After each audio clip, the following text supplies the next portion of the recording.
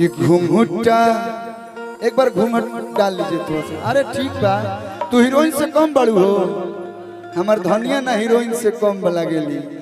कि घूंघटा अभी उठा लीजिए, उनके लिए हम नहीं बोल सकते हैं क्योंकि वो घूंघट वाला पल्लू है, तो थोड़ा सा डाल लीजिए, अच्छा लगेगा। आर्यन बाबू थोड़ा सा उधर, हाँ बस वही उधर, हाँ संस्कार में।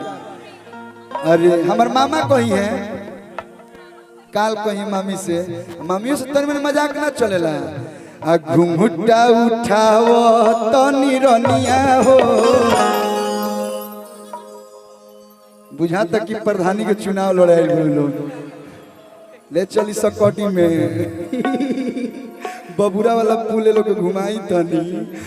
अरे घूंघटा उठाओ तो निरनिया हो, घूंघटा उठाओ तो निरनिया हो, धरती के चांद देख ली। घूंघटा उठाओ तो निरनिया हो, धरती के चांद देख ली। आस्था कहत रियास्ता जी के भाव है, इनकर भाव ना है। लाज लगता ए सोइया, लाज लगता, लाज लगता ए सोइया, लाज लगता।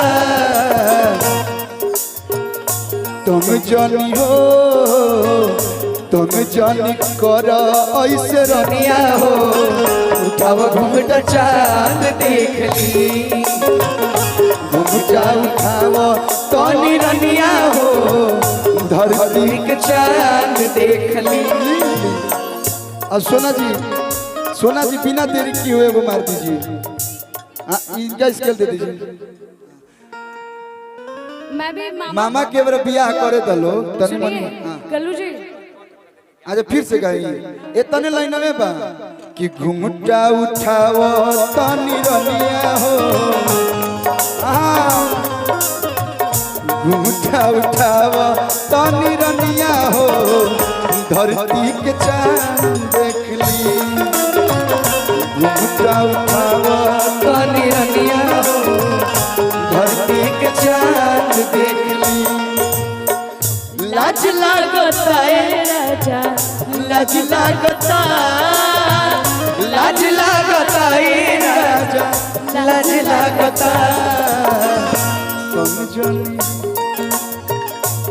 ये में जौन मजा बानू तुम कहीं नहीं के, तुम जानी करी ऐसे दुनिया हो, उठावा घूंघटा चांद।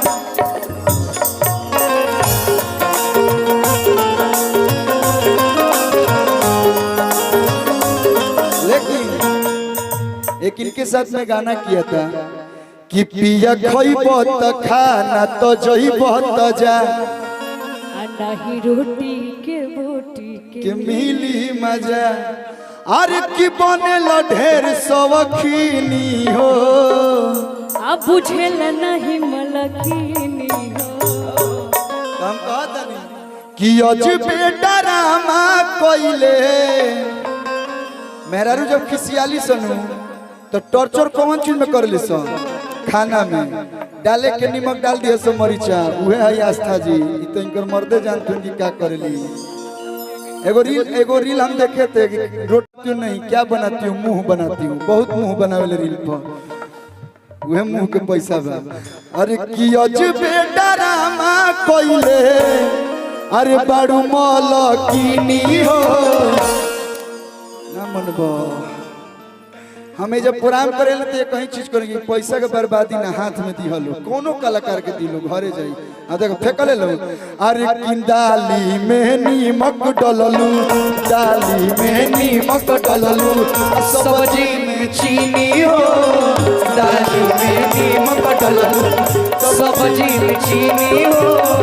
अजबे डरामा कोइले, पिया खइबो त खाना त जइबो त जा, नहीं रोटी में बोटी के मिली मजा। बुझल ढेर सवखीनी हो।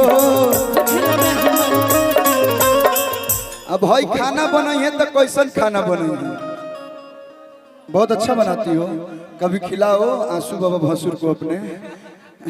अरे कि बुझल नहीं मलकिनी हो। कि अजबे डरामा कइले अरे बाबू अजबे डरामा कइले बड़ मलकिनी हो। पम्मी रिकॉर्ड से गाना आइल बा अशोक भैया के कंपनी से कि बेरी बेरी छुअत बड़ होई का हो बानी लइका।